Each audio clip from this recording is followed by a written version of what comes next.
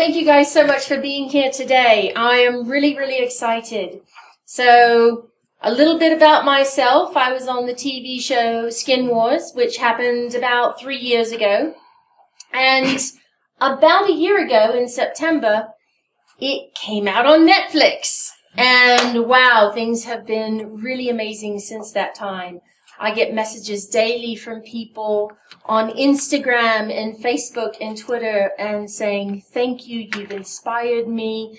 I really believe in your message. I want to hear more. And so the Neon Buddha is that response to people who want to be inspired, to people who want to change themselves and to hear more about how body painting is more than skin deep. So, isn't that cool? More than skin deep. Right. Okay. So, anyway, a couple of things. Number one is thank you so much for being here today. Number two is that I cannot stress how important it is that when you are excited about something to be like making noise. That's completely all right, okay? Well, this part out, right? Okay. Yes. And also, making comments if you're going to make sure that they're loud enough that they can be heard. Okay? And it's going to be about 90 minutes. So, Miss Liz, Yes. can you please be our timekeeper today? Absolutely. Can you give me a 30-minute before the end kind of thing, and then a 10-minute, and then a 5-minute, and then a 2 1-minute warning kind of thing? You know the little 5, 10, that thing. So you want me to start at what? 90, please. Okay. Just 90, please. So, Daryl Stern here has been helping me with the marketing, and I am so excited to be able to start the launch of my company. Also, Liz and Dee back there are also a part of my marketing team, and they are amazing. And just being able to partner with so many different people who are excited for this vision and this work, I can't thank you enough for being here today. So, thank you. All right. Thank you, guys. And of course, to the people who are watching the video at home, thank you so much for being here as well. You are every bit as much as important and every bit as appreciated. Thank you. All right. So, this is going to be my lovely model today. I think she deserves a round of applause. Everyone, this is Ray. Hi, Ray. Hi. Let's try this again. Everyone, this is Ray. Hi, Ray. Sorry. So, let me tell you that part of my story is also going to be part of her story. Okay? In that, when I was on Skin Wars, I had to make a choice about being vulnerable. How many of you saw Skin Wars? Raise your hand. Okay. How many of you saw episode 4, which is where I got kicked off the show? Raise your hand. Okay. You should be enthusiastic. Yes. And so in that show, I had a moment where basically I had painted the back of my head because it was kind of the one cool thing that I could do, and I did not have a mirror to put on the back of my head to see properly. And I didn't do the best job in the world, so I lost the mini challenge. And the woman who did win it basically was awarded the ability to take 30 minutes of painting away from another contestant. And so tensions were very high because of that, because the next day someone would be going home. And other people in the house were like, well, why didn't you just paint it first and then put it on your head? And I'm like, because that's not what I do. That's not what's cool. And all these other kinds of things. And there was a bunch of angst that was going on in the house. And there was this argument about who could be more poor, right? And I'm like, look, I'm not trying to argue that I'm more poor. I'm just saying, yay, you can get food stamps. I can't because I don't have a permanent address. And then somebody else in the house was like, oh, I didn't know it was a pissing contest for who's more poor. And I'm like, it's not. She asked me why I couldn't get food stamps. I was just answering her. So I went outside and I started stacking rocks because I was trying to meditate in Zen and obviously not feeling that. And this is sort of the behind the scenes thing. So one of the production ladies comes up and just goes, so I can see that you're a little, upset right now. And you know how you were punching the punching bag downstairs the other day? Well, maybe you would feel better if you went and did that. It would just be for video because we didn't get it the other morning. Time out. First of all, if it's from the other morning, they would make you go change your clothes because it had to be consistent with the days that you were doing things. So that was bollocks, right? I kind of knew I was getting set up, but I was just like, fine, maybe it'll make me feel better. So I'm walking down the stairs, and on the second step, it's dead silent in the room. The boom mic is up. They've never done that before. The camera's already rolling. They've never done that before. And I'm like, oh no, I'm totally getting set up. Right? And, okay.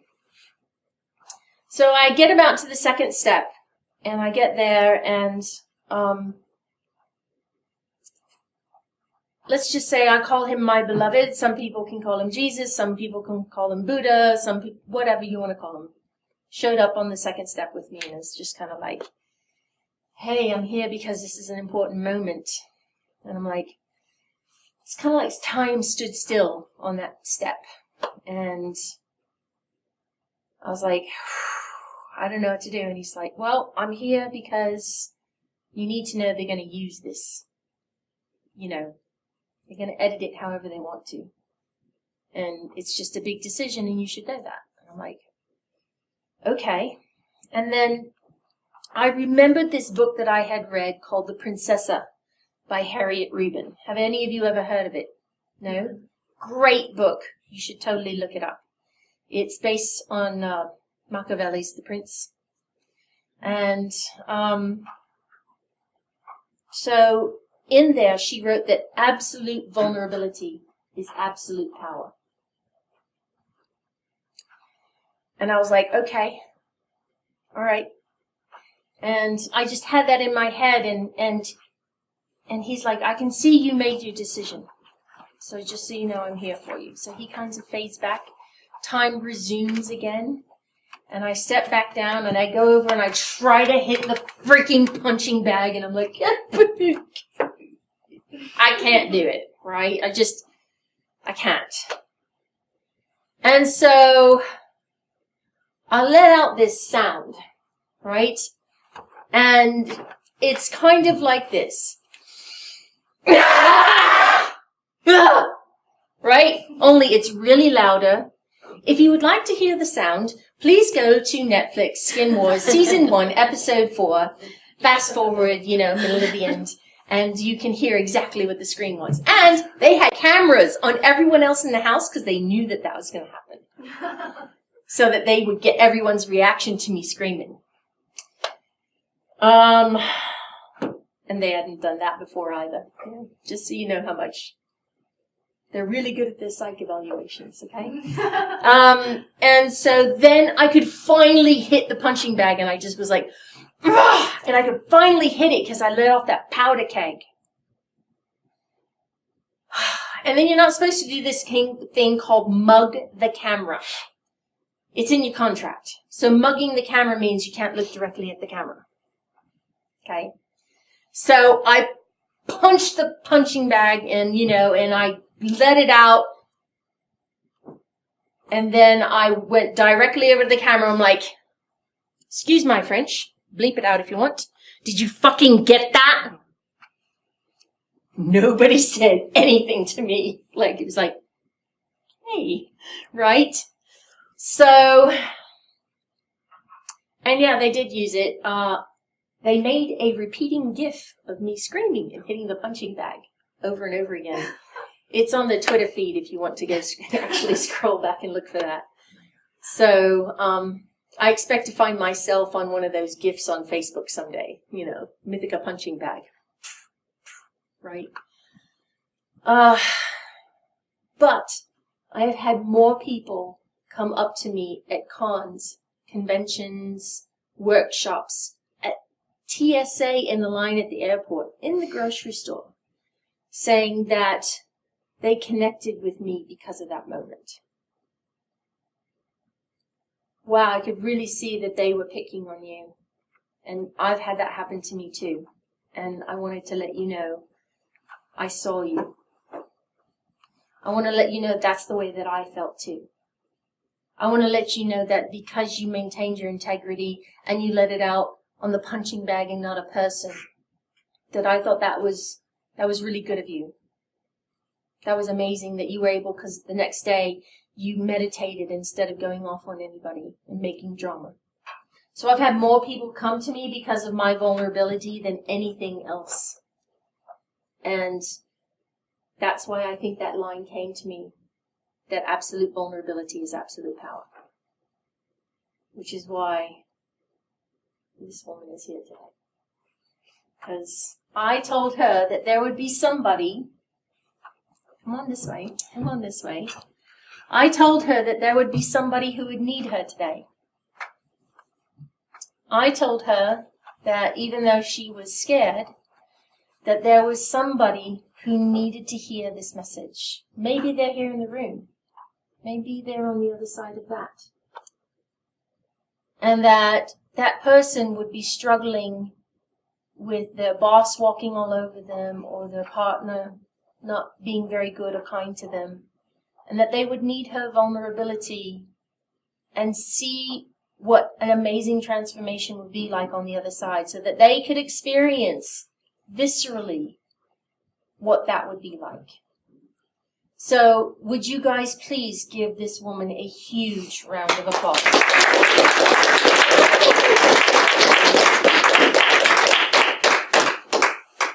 Is this the first time you've ever stripped down to be painted? Yes, Oh. it is. Oh, okay. Yeah. You want me to come up there and, strip down and keep her company like I did the last time? See, this only works if you're scared of it. You're like, yeah. Well, no, to keep her company. Well, that is very kind of you. That is very kind Because of you. I'm way fatter than she is, so, she'll look skinny next to me. How long I have you think known she's Mythica? good. Year and a half? Yeah, not long. Not long. So she's very brave for coming up here today. Could somebody be a love and go into the bathroom and grab some toilet paper for me? I'll do this. Thank you. Thank you very much. So here's the thing. This is what bravery looks like, because bravery is not the absence of fear. It is acting in spite of that fear, acting despite that fear. Taking action even though you are afraid. That's what courage is. That's what bravery is. And this is what it looks like. Just in case you hadn't seen it before. All right. So I promise to get your pasties covered as quickly as possible. Okay. To help you feel more comfortable. Should we all turn around? That's fine.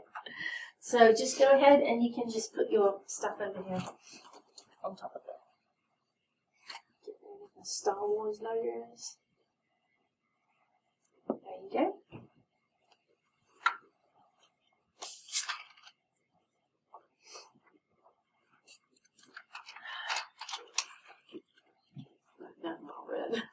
Oh, don't worry about it. Don't worry about it. Remember that your courage and your bravery aren't something that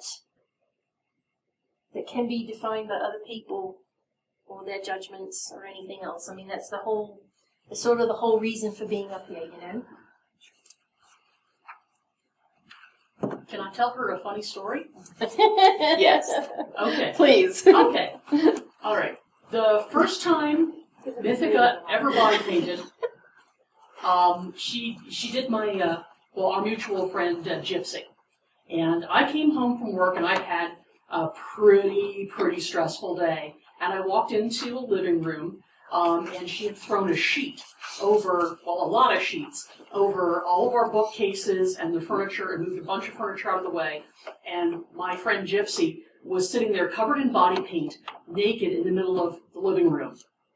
And she was like, "Hey, Sonny!" And I'm like, "Whoa!" And that's how I got introduced to her body painting. So, surprise!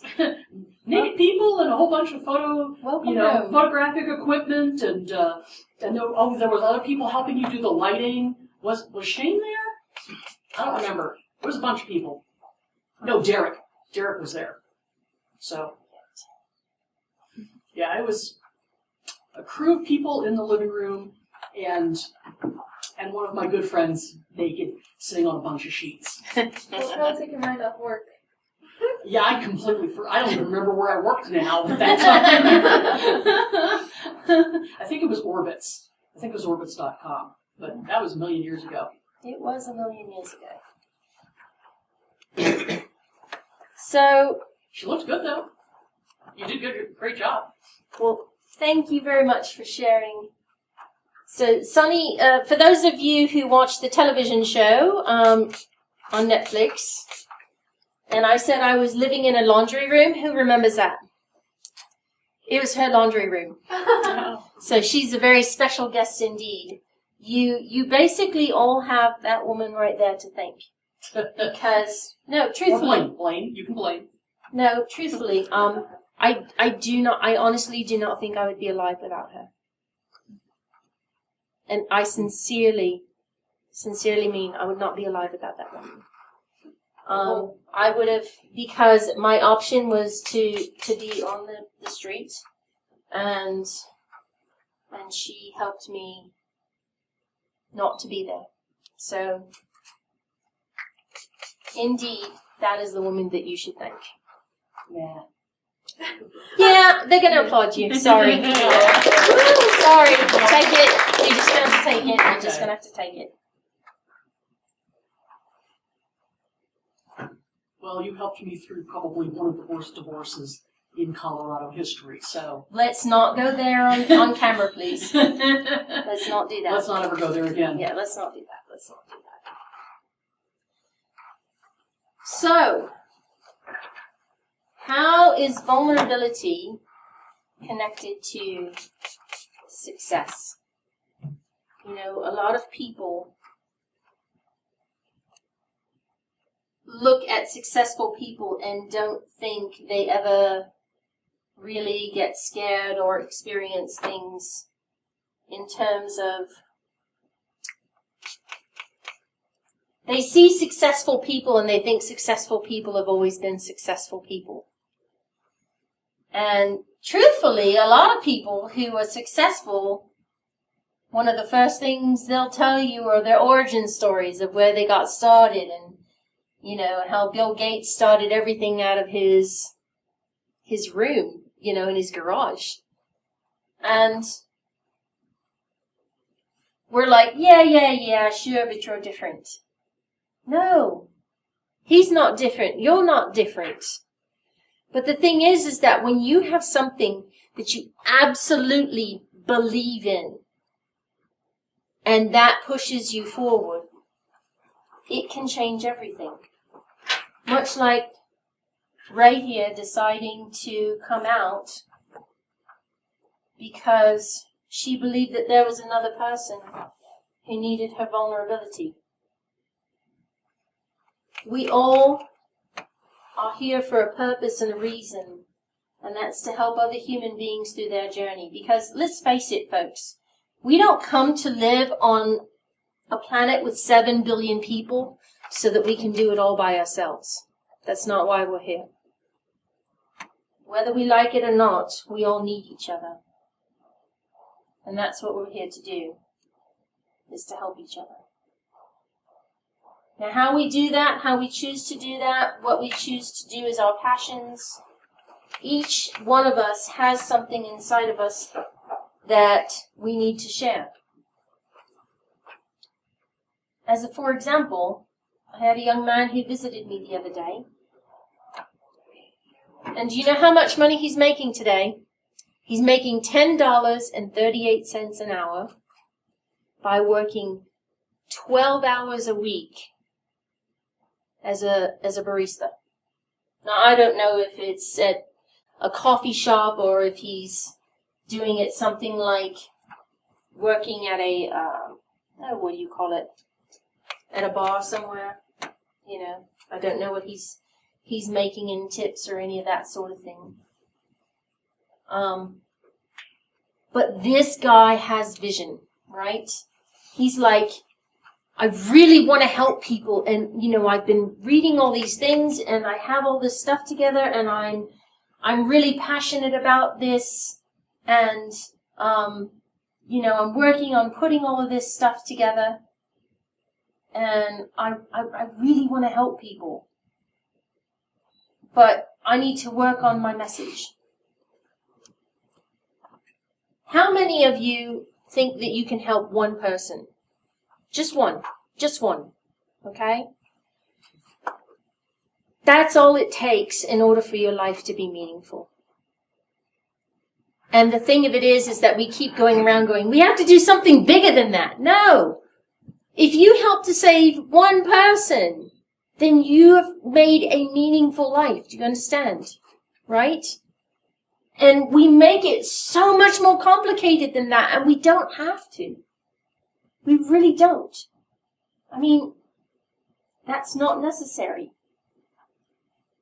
Why do we do that to ourselves? So here's the thing that you've done in your head that you didn't realize. I need you to turn a little to the side and put your hand on your hip for me, so I can get to the side. Let me ask you something. Whether you're a parent or not, you can answer this question.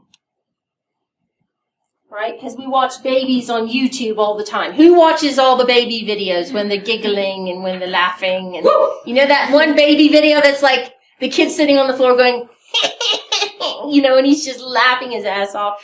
You seen the video where they tear the paper? Yeah. And they lose their shit. Right? It's hysterical. So let me ask you something about that baby that's on the floor laughing with all that. How much income does he have to make to be valuable? Or is he valuable just being a baby? I'm sorry, is he valuable? Yes! Right? Of course he's valuable. Of course she's valuable, whether it's a boy or the material.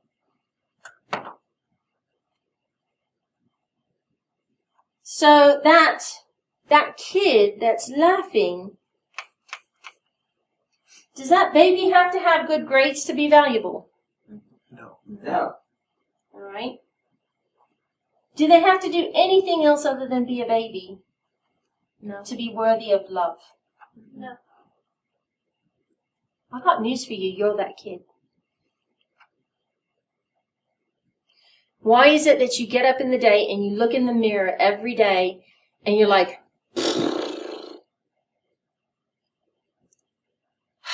right? Who's done that? Raise your hand. No, I don't do it anymore because you slap me if I do. Right? Do you understand you're that kid? You're that nothing has changed since your birth to change your worthiness. Do you understand? Nothing has happened. I don't care what you did, or what you think you did, or who you might have hurt, or who you might have lied to, or stolen from, or cheated, or done much worse. You are still that kid, and you're still worthy, and you are still deserving. You didn't do anything wrong. You didn't do anything wrong. And even if you did do something wrong, right? When a baby is learning how to walk, and that kid is going across the room, What do you do when babies are first learning to walk and they fall down and they fall down and they fall down? What do you do? Pick them up. Right? Do you stand on the other side of the room and go like this? Come on, you can do it. You can, come on. I got you. Yes, right? When the baby falls down again, do you go, oh my God, that's like the 27th time today. What is up with you? Like 27 times you've done this today. Right? You don't do that. How many days does the baby work on making it across the room? They try for a long time. They start at crawling. Right? And they work to getting up and holding on to something. And then they work a little more, right? So why are you guys so freaking hard on yourselves when you're trying to learn how to do something?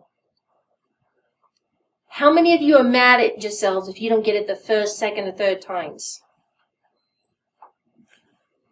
Right?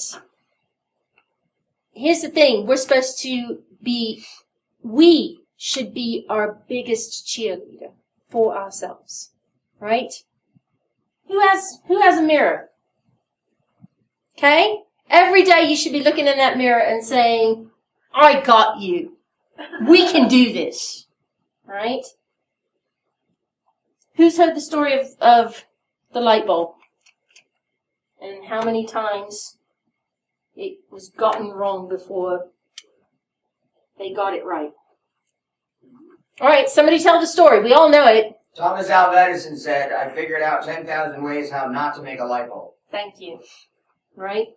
It's one of those stories that a majority of us know of, have heard of at some point in our lives. Right? We all know that story. So I don't really hear it until you failed 10,000 times. Right? How many of you are beating yourself up before you hit 10,000? Okay. So what is the difference between Thomas Edison and you? What is the difference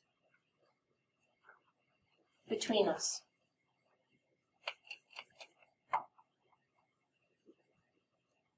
Different passion. No, seriously, I'm asking you to throw out ideas. What do you think the difference is between Thomas Edison and you? This is the interactive part of today's thing. Business sponsorship? We're not blinded by extreme prejudice, so we can probably take a lot less than 10,000 takes to find a solution that works. There is no difference. We're all brilliant. All of those are really, really good. Aren't you like? How many of you have heard of Brené Brown from Yes. TEDx? Yes. So I suggest that you look up Brené Brown. She's done several TEDx talks, and one of her amazing talks is on vulnerability.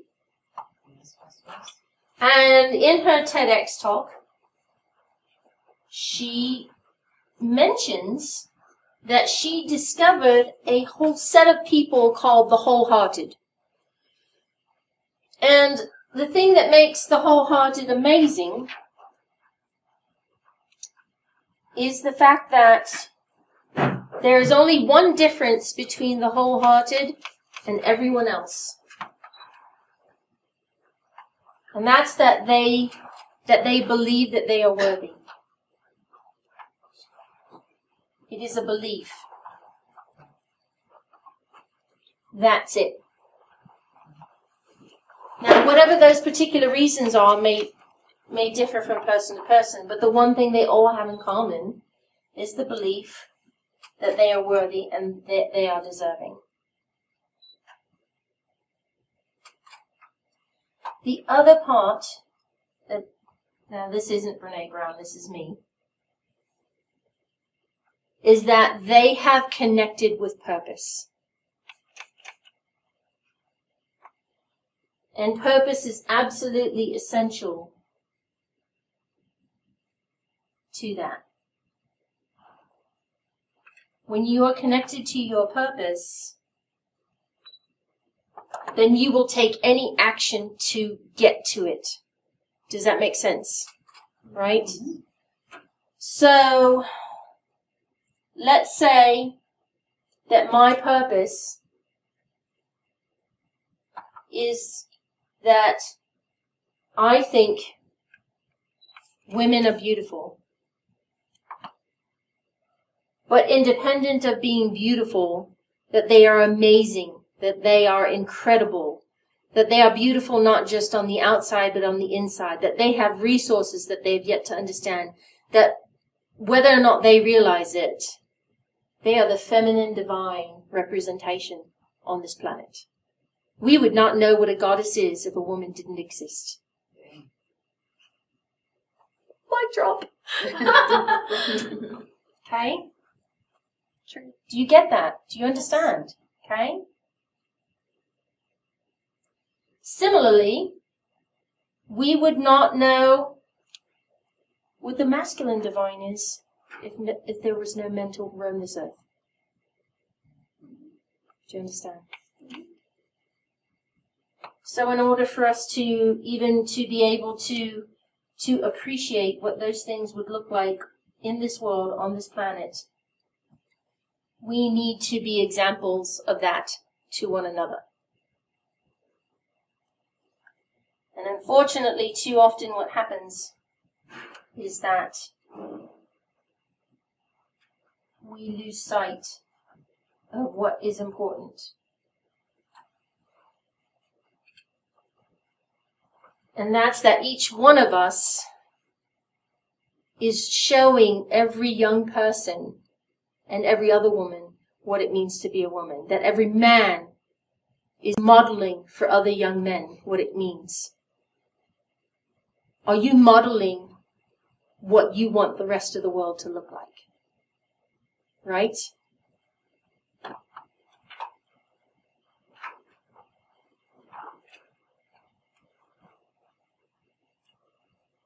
Hold on a second, I'm talking a lot. I need a drink. Don't worry, it's not alcoholic.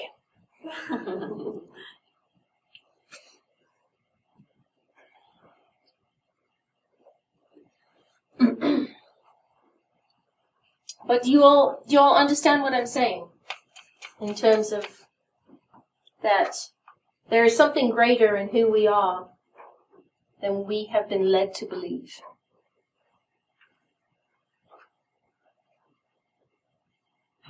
Has anyone ever really told you how precious you are? You. Thank you. But I mean before me. Yes. Right? Why is it so difficult for us to believe that? Because sometimes you don't quite trust the source. Very true. I mean, sometimes people who have told me how much I meant to them had an ulterior motive behind that telling. So it's believable if it comes from an external objective source. Okay. But it's taken quite a few years to how should I say evaluate the motives behind people telling me things like that. Okay.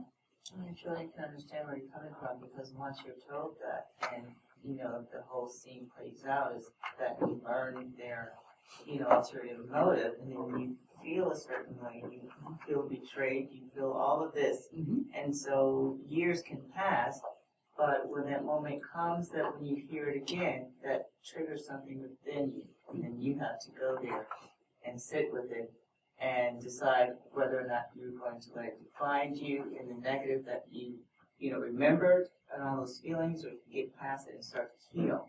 And so I totally understand, that you begin to question where it came from. Because and how that feels. Yeah, it's a very powerful thing. Yes. To be told these things, and then when it's used to manipulate you, this is operant conditioning 101. Now you don't believe. Now they've told you how wonderful you are, and it's associated with a negative outcome. So the next person could be completely innocent, and you won't believe it. Well, there's something else that's going on that's deeper than that, though. Okay?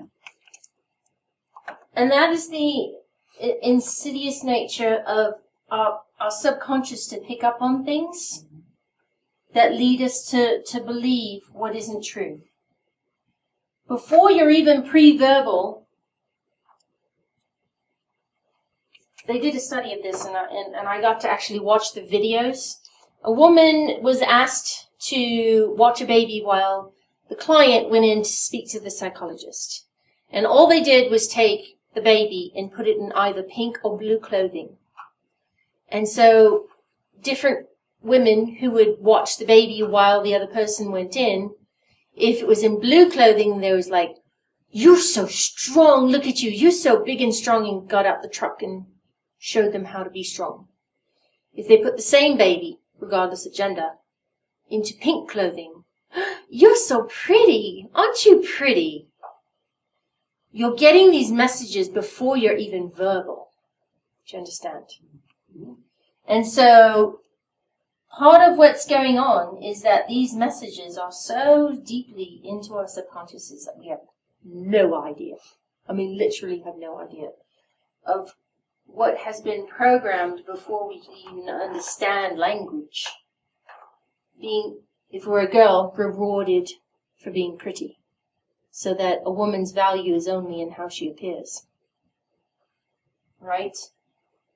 And a man's value is in how strong he is, and what that social cultural norm is, in whatever culture that they're raised in.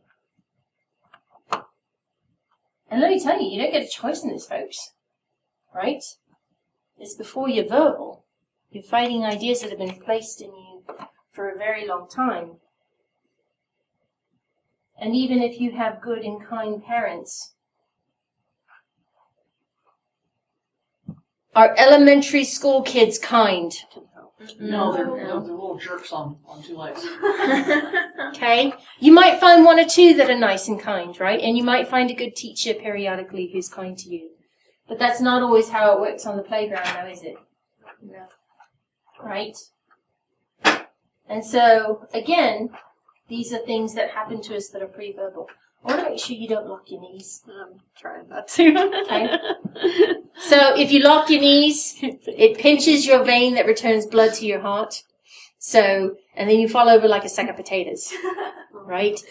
They teach you, I think they teach you in the military when you're standing at attention not to do that so you don't go over like a sack of potatoes. But I've had military people that have done that and they still go down like a sack of potatoes because they're trying not to move and then they forget. And, Should we give her a stool? No, that's... If she's on a stool, then she can't see. Yes, Mr. Stone? So as we get older, we're supposed to be independent and strong and be able to take care of ourselves and be successful leaders and all this. We're not supposed to be precious or innocent or gentle. So when you say, well, when was the last time someone said you were precious? I think back to my mother. I think back to when I was younger. But then as we get older, we don't use that terminology so much. We don't say, hey, you're a precious gift in my life. You say, you're strong. Go get them. Work harder, etc. Yep. Well, this is why, going back to talking about success and what makes somebody successful, right? Here's the thing. Telling you that you're precious and realizing that you are precious has to do with that most of us receive all this information about what it means to be successful, right? 7 habits of highly effective people, right? Right? The 6 principles of success, Jack Canfield, right? There's all these different books that are out there. There's all these different methodologies and systems, and there should be a gazillion, million, and billionaires, if not definitely more trillionaires, okay? If all of this was supposed to happen, what happens is that our subconscious tends to take our legs out from underneath us when it comes to taking actions. Because our subconscious is supposed to keep us safe. Do you think it's safe to go after success? Yes. No. Yes. No. No. Okay, so there's one yes, right? There's a bunch of no's. But for most people, the idea of going after success is scary because you have to put up your own capital, right? You have to be open to the idea of failing and not getting it right. That has to be okay with you. And failing is scary. And failing can potentially jeopardize you if you don't have a good safety net around you, right? So our subconsciouses are not geared towards our success. Our subconscious is geared towards our safety, which is why it's so difficult for a majority of people, besides Sunny, Well, what's the alternative? to stay safe. Well, if it's not safe to pursue success, on the flip side of that is it's perfectly safe to pursue failure. Y'all happy with that? I'm not happy with that. Well, see, the thing is it has nothing to do with one person's idea. It has to do with that what society around us engenders our safety. Oh, We okay. Hold, please. Thank you. When you say goodbye to people and they're about to drive away, what do you say to them? See you later. Say it again. Drive safe. How many of you tell people, be safe, drive safe, or something to that effect when they leave your presence? Right? That's a majority of people in the room. Do you know we didn't start doing that until after 9/11? We used to say, bye, see you next time, have a good time. After 9/11, it became universal to say, be safe. How many of you remember when people say, all right, see you next time, have a good time? Or when you go, right, you're going on a trip anywhere. You're going on a trip anywhere. What do you say to people? Have fun. Right? Some people say, have fun. I'm going camping. Have fun. Be safe. Right? I'm going to travel abroad. Oh, be safe. Right? I looked up the statistics for travel. Most people have some sort of road accident, and it has. Do you know what the level is for gun violence or anything like that in travel abroad? Less than 1%. Less than 0.1%. It's amazing. I looked up the statistics online. And yet, what is the thing that we fear will happen to us if we go somewhere else and do something? Get mugged, get shot. Get mugged, get shit shot. Like, it's unless you go to places that are really, really dangerous and you're working in an environment where, like, if you're not paying attention to surroundings, yes, something does happen. Right? But the average person is going on a tourist trip, or they're going on, you know what I'm saying? They're going on a cruise ship where you get off at a particular destination and you stay in the touristy areas, right? You know, that kind of thing. It's not a majority of the things that happen. Okay, raise your hand if you forgot she was topless. Isn't that amazing? Right? It looks like she kind of like has a shirt on now, doesn't it? Right? Here's the funny thing. It's amazing how many people forget that she doesn't have a top on. All right, but hold on to that thought, okay? Because it's surprising. How many of you were surprised by that? Like, oh yeah, I forgot that. Right? Did you forget? No. She's like, no, I didn't. Very clear. Very clear. She was clear. Right? Yeah. Right. It's okay. It's all right. But you're a little more covered now, so A little more comfortable. a little more comfortable. Good, good, good. Another round of applause for her, please. Do me a favor, take a drink. All right. Because, like, we're under warm lights up here. It's a lot of energy to stand and do all this kind of stuff. Is it too warm? What is it? 5-0. 5-0. Okay. Does that mean I have 50 minutes left?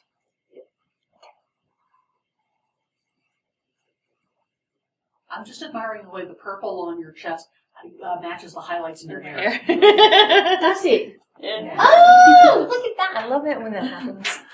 That's so much fun when that happens. Okay.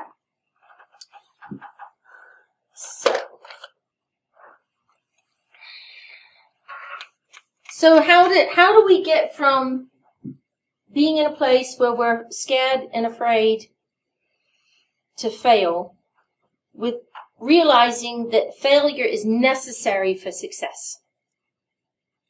How do we get from here to there? Well, That has to do with that you need to separate your self-esteem from the outcome. Does that make sense? Yes. Do you need me to repeat that? Yes. Your self-esteem needs to be separate from the outcome of success or failure. It needs to be based on something else other than the outcome of, am I going to get this job today? Am I going to make this money? Did I lose this client? Did I gain this client? Whether you lost or gained the client, your self-esteem should be completely separate from that. Do you understand? Because your purpose, your value, and your mission, and how important you feel that is, drives you past whatever happened today. But part of that has to do with the image in our head of who we are and the way that we see ourselves. Did that one drive home better the second time? Yes? Okay. Yes. Be proud of how brave you are to take such risks that other people wouldn't even dare to take. Yeah. Yes, sir. The problem is we allow outsiders to define our success. You were talking earlier, and the success was mostly monetary, Bill Gates, etc. A friend of mine who was a Skadden Arps partner track attorney defined her success by billable hours. Now she defines her success by socializing her 4 little male Homo sapiens into quality human beings. And she is a much happier person. Now that her focus is on what's important to her, which is her 4 boys, rather than billable hour, partnership, and prestige. And when we allow external forces to define our internal success, we set ourselves up to be miserable. Absolutely. And, you know, that's part of what today is all about, is the fact that oftentimes we define our success for whether or not, honey, I lost my job today. I feel like a failure. Right? So making money be the end all be all for whether or not you're a success. For a stay-at-home mom, her success may be wrapped up in her children, absolutely. But as a parent, sometimes you have to let go that you do the best you can with your kids, but they are their own little people. And they have a mind and will of their own that you are not in control of. You get to be their caretaker for a while. And that is all. Because let me tell you something, it's very difficult to be a parent who has a child who has any kind of special needs and that you can't help them. You can do the best you can.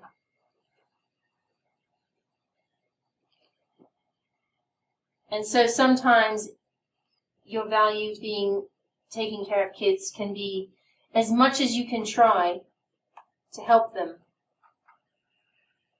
Sometimes it's just being there for them when they fall down and they need to get back up again. And your value is in not how successful your child is, but in how much you unconditionally love that child. And how much you're able to either be there for them to pick up again, or forgive them when they fail.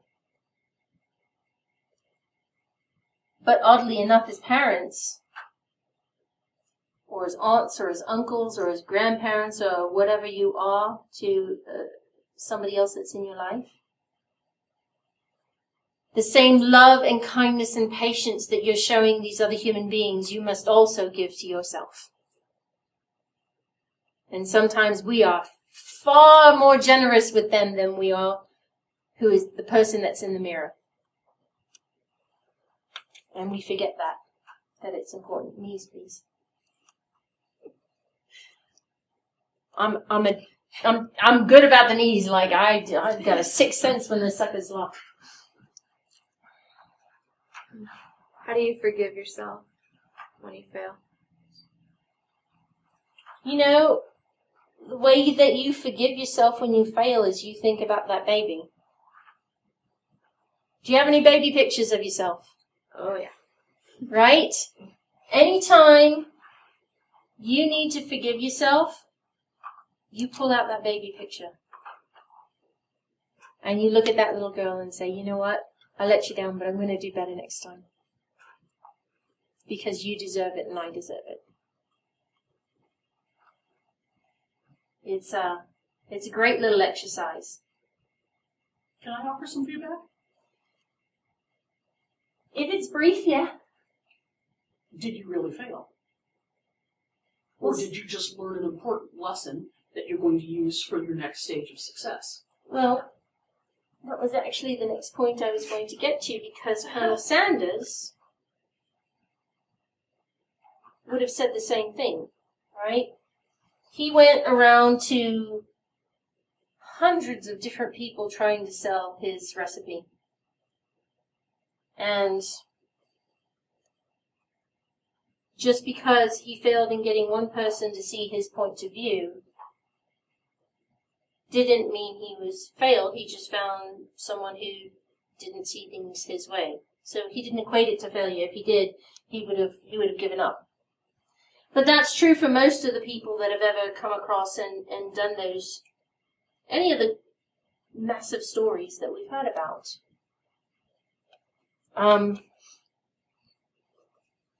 But the one that's probably the most important story is my own.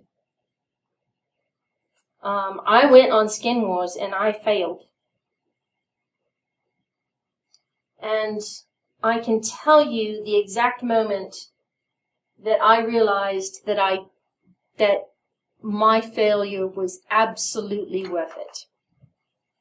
And now I can never look at failure the same way again. I was at Denver Comic-Con. How many of you have been to Starfest, Comic-Con, any one of those conventions or things? They have massive amounts of people that show up, and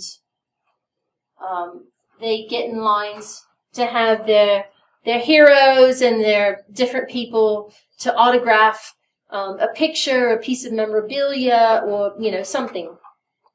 And it was my first time at Denver Comic-Con as a guest, and I was ecstatic. It was just really, really amazing to me that I was even there. And as I was standing at my booth and doing things, and I had different pictures up for sale and all this sort of thing, I had a little girl that came with her Sharpie marker, and she did this with her Sharpie marker.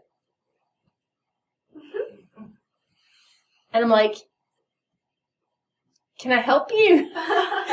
And her mom came up from behind, and she's like, my daughter, out of everyone that's here, she doesn't want anyone's autograph but yours. And I'm like, oh, that's really sweet. And she goes, here's her art bag. And she's like, the daughter still couldn't do anything other than this. As her mom is explaining. And she's like, yeah, so the fall that the show came out on the Game Show Network was during the worst part of my daughter's life. She lost her sister. She died. And they were best friends. And at this point, I'm like, don't choke up, don't cry, right? And I was like, okay. And she's like, and because of you, you were the only thing that made my daughter smile last year. You're the only thing that made her come alive. She was in the worst place. And because of you, she now wants to do makeup. And she wants to do special effects and do all these things. And I was like, that's amazing. That's awesome. And so then I kind of caught my breath a minute, and I was like, okay. So I started signing the bag and doing a little drawing on her art bag. And I said, so I hope you paid attention to the show, because I said that you can't think anything negative about yourself, because energy transfers to the person that you're working with. So in order for you to go into this field, you have to think the best possible things about yourself, not just the person that you're painting, so that you don't transfer negative energy or feelings to them. Do you understand? And she's shaking her head, and her mom steps back so that she can't see, and she's like this, very silently. And I said, okay, Mom, if your daughter is ever down on herself again, I want you to call me, because I will help her to understand that. And I gave her my card with my personal phone number on it. And then after she walked away, I lost it. I just started bawling. I was like, oh my God, right? Because here's this little 11-year-old girl who lost her sister, like tragically died. And when I was on Skin Wars at the time, it was one of the worst, hardest things I've ever had to do in my life. Like I had to use everything. We had sleep deprivation. We didn't eat very well. The crew was still trying to figure out how to do everything. Sometimes we had 20-hour days. We went home and slept for 4 hours and had an elimination round the next day. Like it was, and we had no breaks. Like the new seasons, they got the weekends off. And I'm like, whatever. I'm like, yeah, like, you look like you had sleep. I don't want to even talk to you, right? I mean, I was hallucinating by the end of it. It was so hard, right? And for whatever the worst moment I had to face is nothing in comparison to a little 11-year-old girl losing her sister. So for whatever I suffered, screw it. I made her life better because I failed. So, who cares? I don't care. I don't care anymore. Anybody can say anything they want to me. I know that I helped that a little 11-year-old girl, and she now has purpose and meaning to go forward in her life when she was absolutely devastated because I went through the worst crap of my life and I failed. So my failure helped her. So you can tell me anything you want. I'm like, I'm good. I'm solid. Do you know what I mean? And so each one of us will come up against something for which you find that either you are going to pay attention to what people say and count and value on the outside of yourself, or you are going to realize that there is somebody who needs you, that there's somebody that needs your message, that someone needs your knowledge, or very simply, someone just needs your kindness. How many of you can be kind?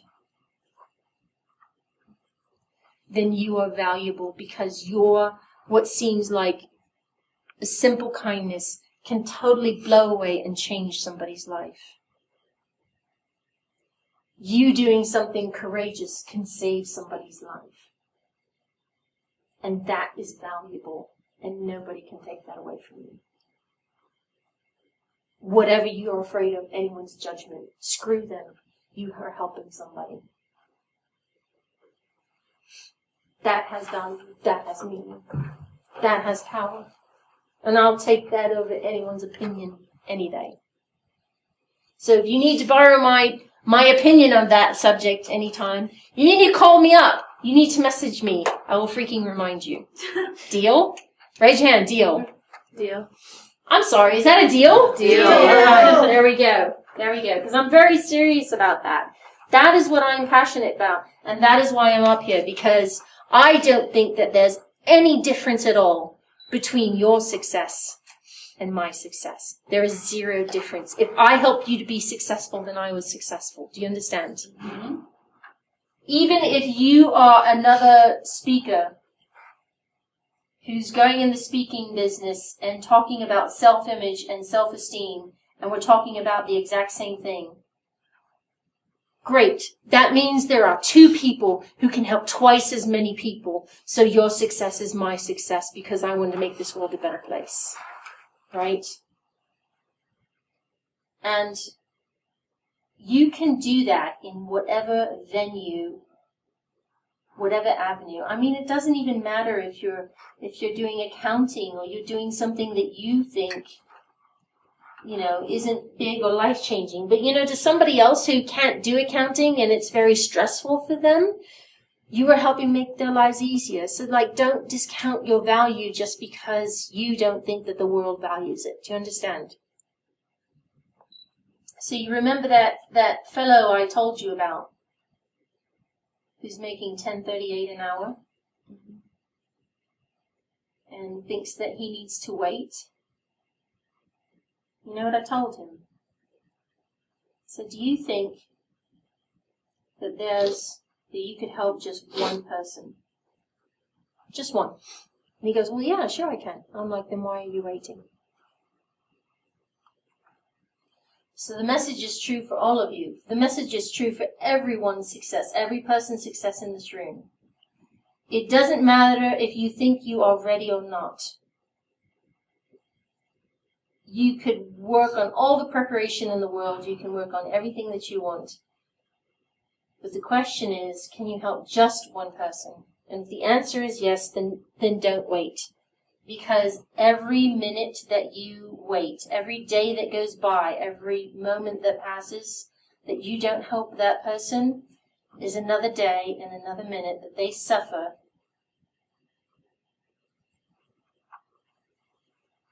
so that you don't have to worry about somebody else judging you.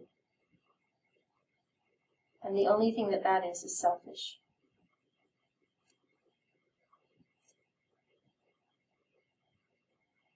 Your message can help people.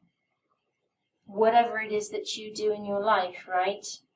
You've got to be courageous and go out there because somebody needs your abilities. Somebody needs your message and knees.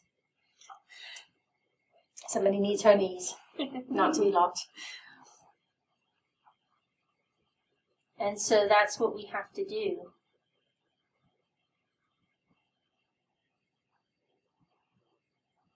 Can you tell I'm passionate about this subject? Yes. Just a little. Just a tiny bit. Just a tiny, tiny bit. So I just don't think you really failed. It has nothing to do. It has nothing to do with whether or not anyone else thinks I failed or not. I'm saying that because everyone in the world uses different words, and we're just using words that communicate something right now. Okay. I think we all fail ourselves more than other people perceive our failure. Yeah. We're our biggest critic. Well, we're very, very hard on ourselves. So part of what I'm trying to tell you, though, is that inner critic is really somebody else's voice. It's not yours. It's the kids that picked on you in high school. It's your dad from when you were a teenager. It's your coach who judged you too harshly. It's your ex-wife, your ex-husband. It's all of the people that have ever said hurtful things to you when they were in the heat of the moment or did something, right? And for some reason, you kept their voices on record inside your head. But what I'm telling you is that it's your head. Get those people out of your head. You're giving them all these terrible people free rent in your head. Okay? You get to decide whose voice it is that you listen to. You get to decide whose definition of success or failure and what it means to you. So like my friend Christopher was saying back there, whatever success is your definition of it, not somebody else's. You get to decide that, not them. I have to thank that little 11-year-old girl for changing my definition of success. Because she completely, whether she realized it or not, I don't even know her name. She completely changed my life and she completely changed my world because she changed my idea of success and failure. And I'm very sorry that her sister had to die for me to realize that. So I see that as the sacrifice that soul made for me to realize that. So that I could go and change other people's lives and other people's perspectives about success and failure.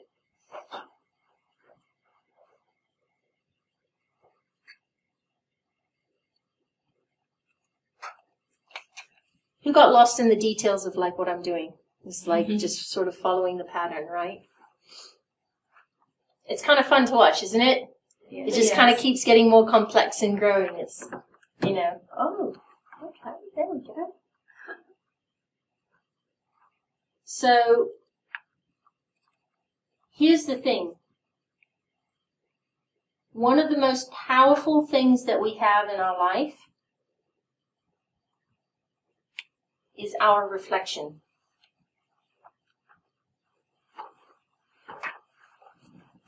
How many of you are kind to your reflection? You actually look in the mirror and you are kind to your reflection.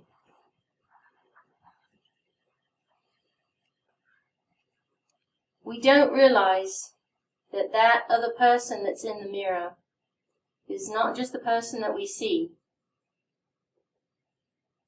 but it's a very innocent child on the inside of us that's called our inner child. That little kid who is on the inside of us when we were young has never really gone away. It's just on the other side of the reflection we see. It's just on the other side of the voice that we use in our own head.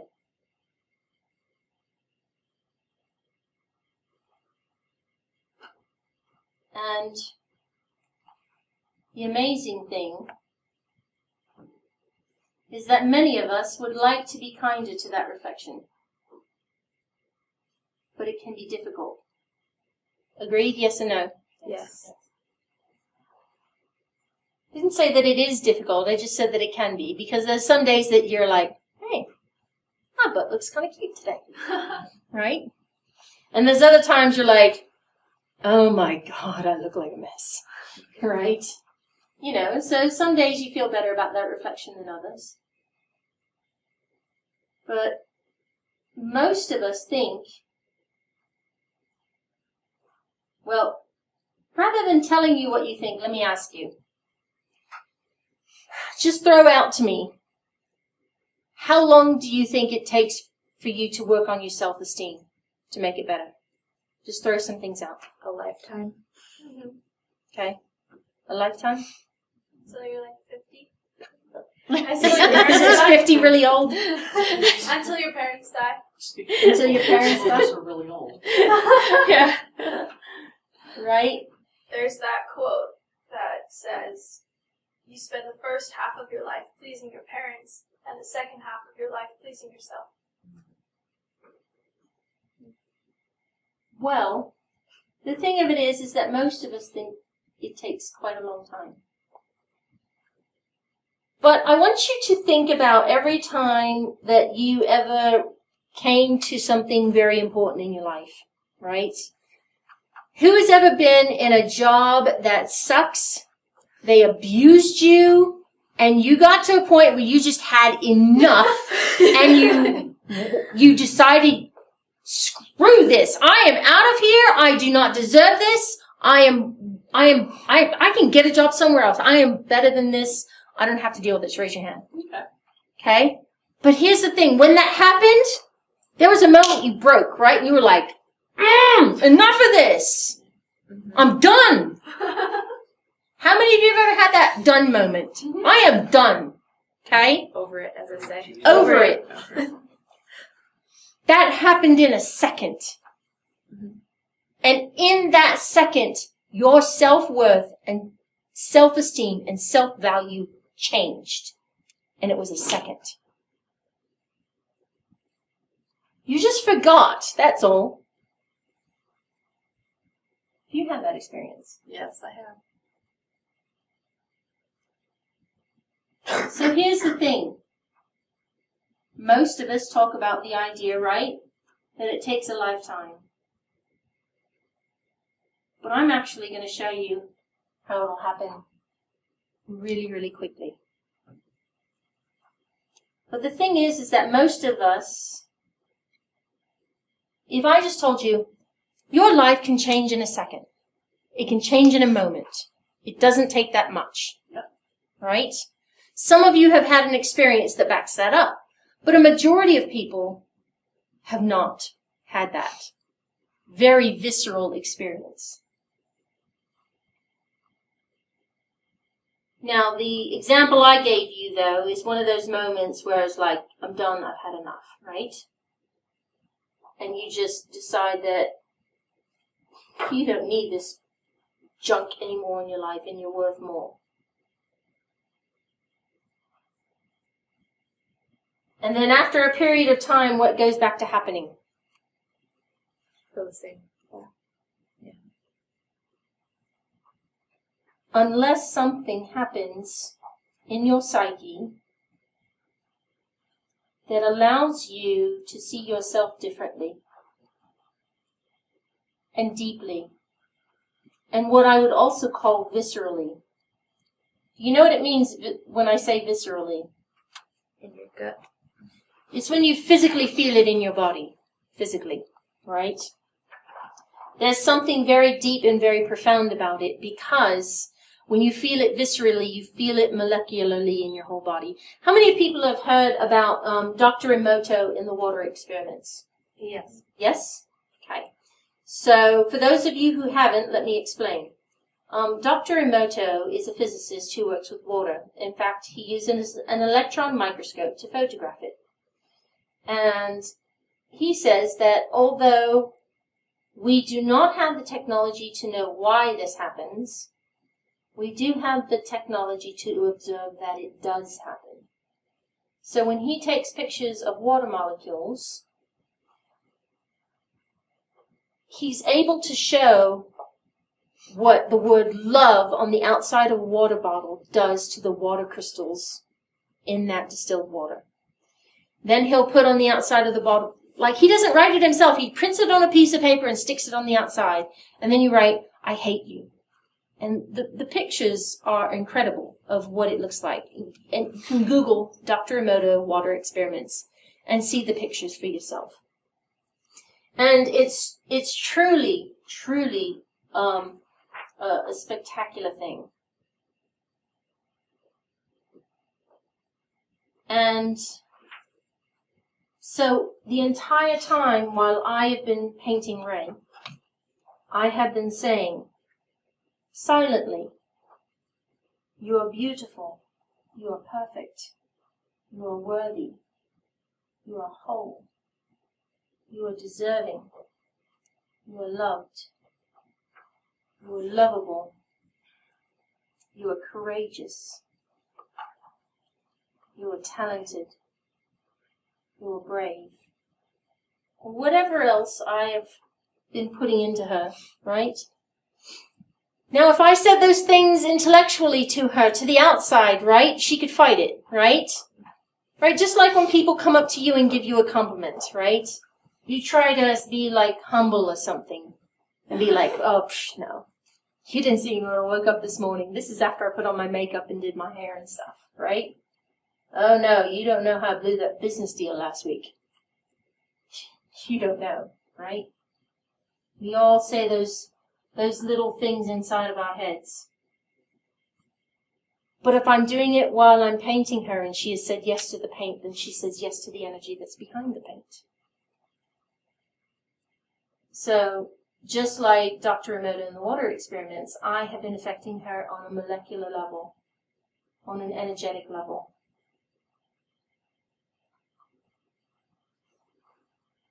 And so if that's true, you have to think, what are your thoughts doing to the water in your body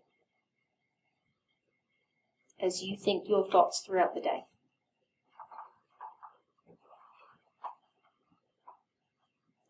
Can I ask a question? Yes. How does that not tickle? It does. This whole bottom section is tickled. There's different parts that tickle. But, you know, the other thing You do this, yes. The other thing too is that there's the energy that is behind it, right? And so for some people, it'll tickle more or less. And also, the sensation of tickling is also a defense mechanism too, as well. So it shows places of tenderness or vulnerability in the body as well.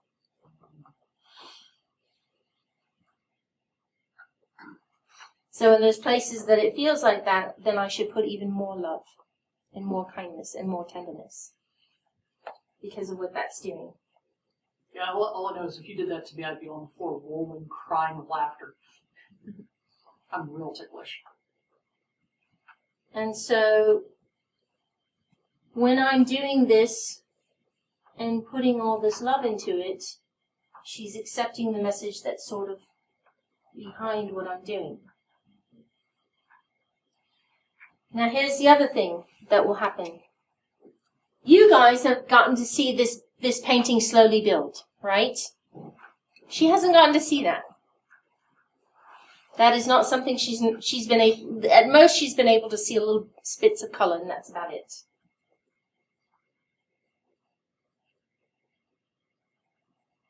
But what will happen is at the end, I'm going to take the mirror and turn it around.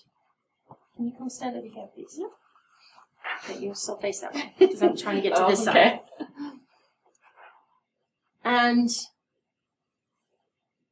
she's going to get to see what you've been seeing build for, the past hour or so. Here's the amazing thing. As human beings, we are basically built to take in new information, right? It's the difference between walking into your house for the first time, right? And you're taking in all the details of the entire house, and you're like, oh, wow, right? Or versus when you've walked into the house and you've seen everything for the past 5 years, right? You start to not see things. Does that make sense? And you have certain ideas about what's in your home, and you're just going through the motions. Well, here's the beauty of artwork, and here's the beauty of our minds. When I turn around the mirror to show her what this artwork looks like, she's going to see the beauty of the artwork that I've painted. Because there's a lot of information here, isn't there? You've been able to take it in one stroke at a time. She's going to have to take in all that information at once. Right? But here's the sneaky thing. It's sneaky. And that's that one of the tiny bits of data that will sneak in with her taking in the information of all the data points of the art is that she will see that she is beautiful on a visceral level. It will actually really hit her. And it doesn't matter that I'm saying so in front of her, and it doesn't matter that intellectually she's, doing all kinds of flip-flops in her head about it. Because our brains are trained to take in the data, the new information.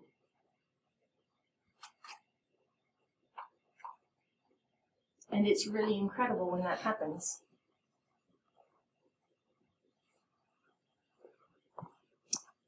How am I doing on time? 12 minutes. Yes. Love it when a plan comes together. Who watched the 18? The 18, yeah. So, going back to success, right? When your self-esteem is built in such a way that it's based on your own images and not of anyone else's, you gain what's called resiliency. It allows you to withstand what other people could not normally be able to take. Have any of you heard of that before? Like what resiliency is? Mm-hmm. Okay. right? It's the mother who's fighting for her kids. So because she's fighting for her kids, she can do things far beyond anyone else, you know. And so from taking in that this is beautiful and that Ray is beautiful, but it will be on a visceral level. It'll be physically, it'll be very, very physical. She will be able to take that with her for the rest of her life. No one is going to be able to take that moment away from her, do you understand? Like no one can take that moment away from me, of the 11-year-old girl.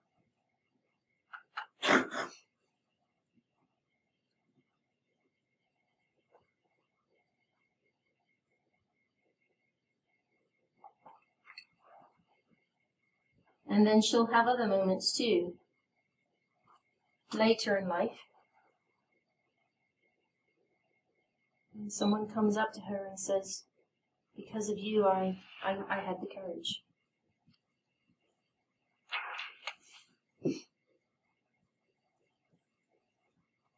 Might even be somebody in this room. I had that happen with one of my photographers. I had a woman by the name of Sue Rellahan, who had a dream that I body painted her. And she called me up and she goes, "Oh my God, I'm terrified. I had a dream that you body painted me." I'm like, okay. And she's like, which is why I'm hiring you to body paint me. Right? Some people may have a fear and run away from it, and other ones realize if they're able to face it, how much stronger they will become. And Sue's one of those people. And so my female photographer, her name is Michelle, she has MS, would photograph many of the girls that I would do this event with, right? And Sue's a hefty woman, you know. She's got some substance to her, do you understand? Right? And you can actually look up her book. It's called Metamorphosis by Sue Rellahan. And the front cover of her book is her body painting. Right? So she took her greatest fear and she put it on the front cover of her book. And when she did that, my photographer, who's watched this happen dozens of times, was like, "Oh my God, you're so beautiful. I think I might actually do this myself." So my photographer, who's seen it done a dozen times, because Sue had the courage to do it, did it herself. And she looked amazing, like a goddess. And so you never know the cascade of events that you will start because you had the courage to do something you were afraid of. Or how it might help other people. Can I say something? You can. I'm here because I watched you do our friend. Really? Yeah, Jill. Oh. Yeah. Just the way it made her. She was a lot like me, I think. And she had it done, and it was just amazing to see how she thought of herself afterwards. And so when you asked me if I would do it, I thought about her, and that's why I'm here. That's really awesome.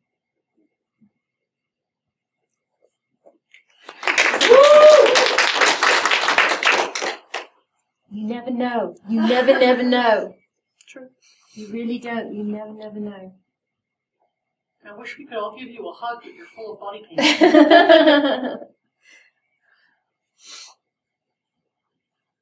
Like, the power to be able to help people and affect them is just, it's just worth so much more than what we're afraid of. I mean, we're all here to try and help people. And so we have to think, what's more important, our fear or helping somebody? And that's what it ends up boiling down to. So take the risk.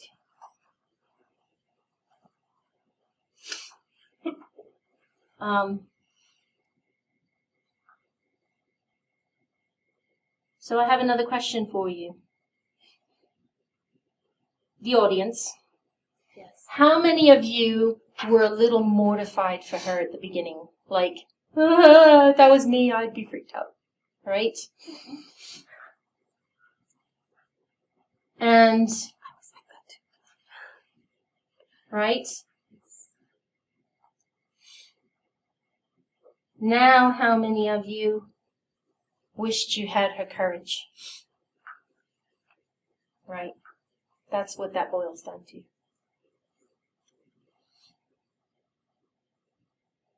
Now, whereas you were mortified for her and you were like, oh my God, I could never do that.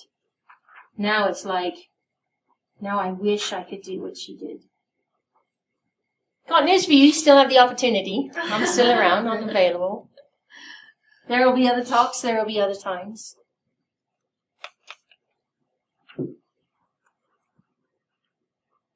But in particular, I want you to pay attention to the moment when I turn around the mirror.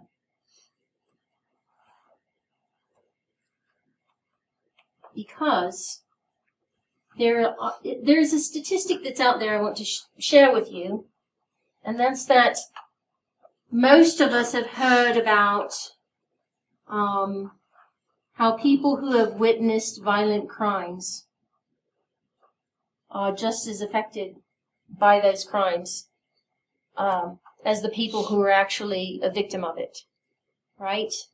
So what you are going to witness today is that in the power of Ray's transformation, you're going to become aware in your visceral body that that possibility is now open to you. Does that make sense? Mm-hmm.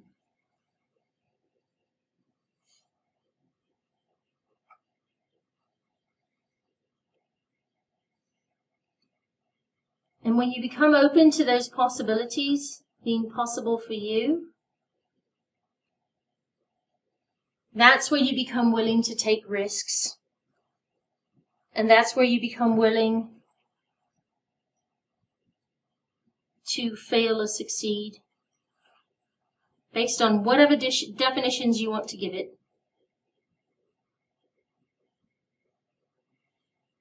Because the power of what you want overpowers your fear. The power of your desire to have this courage. The power of your desire to be able to go after your dreams, your hopes, and to succeed based on your own merits of whatever that is to you. Because then you will have a moment like she's about to have. Do you understand? It doesn't matter that I'm even saying that about her in front of her, because that moment when it comes is all that information that's just going to... You can't project your own self-loathing and hatred at the same time you're taking in artwork. Have you ever seen the picture of dogs trying to eat the water with the fire hose? Right? And it's just hitting you full blast in the face. You can't do it. The only thing that you can do is just take that stream of data in.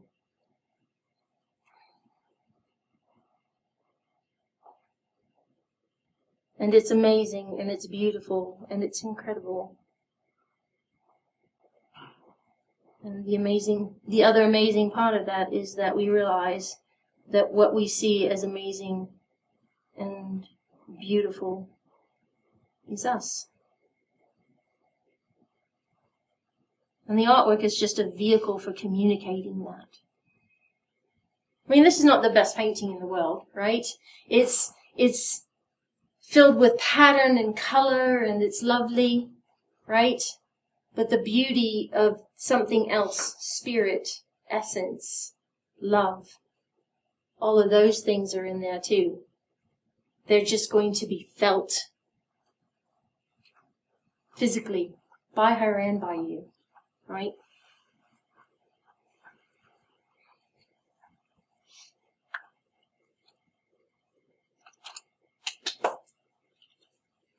How many of you are ready to see that?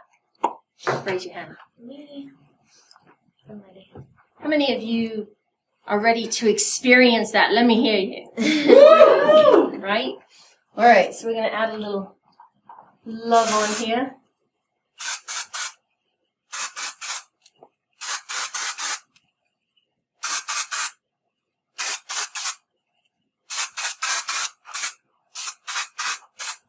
Sorry, it's cold. It's cold. I forgot to tell her that. Bad me. okay. I forgot. I'm like, I forgot to tell you that's going to be cold.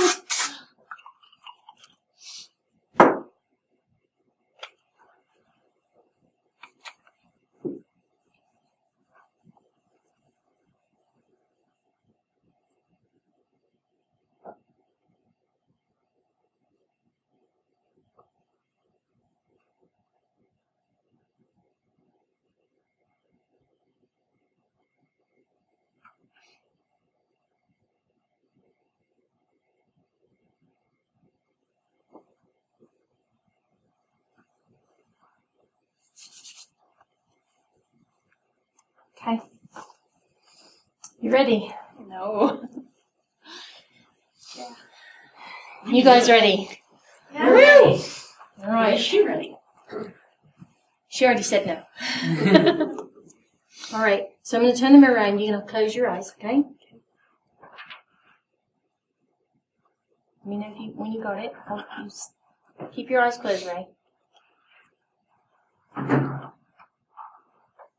it? Okay, go ahead. Oh, wow. That's beautiful. You're No, beautiful. just take that in. Don't look at me. Take that in. It does go with my hair. Put your head down. Get that out. Oh, wow. It does match your hair, doesn't it? Match my hair. Wow, that's really great. It's beautiful. Yeah, please. So let me tell you something about this moment. You need to keep looking in the mirror because no photograph can truly get what you're seeing in the mirror. No picture it can't capture the glitter. It can't capture the subtle details of the shape of your body that changes as you look at it. It can't get the little glimmers that you're seeing of your hair and how it accidentally matches. Right? And how that is. I mean, this moment, this is it. Put your hands on your hips because they're like, damn, girl. And don't walk your knees. These are unlocked. Isn't that incredible? It is. Do you understand that there's nothing to be ashamed of there? Right? That's gorgeous. Another round of applause for her, please.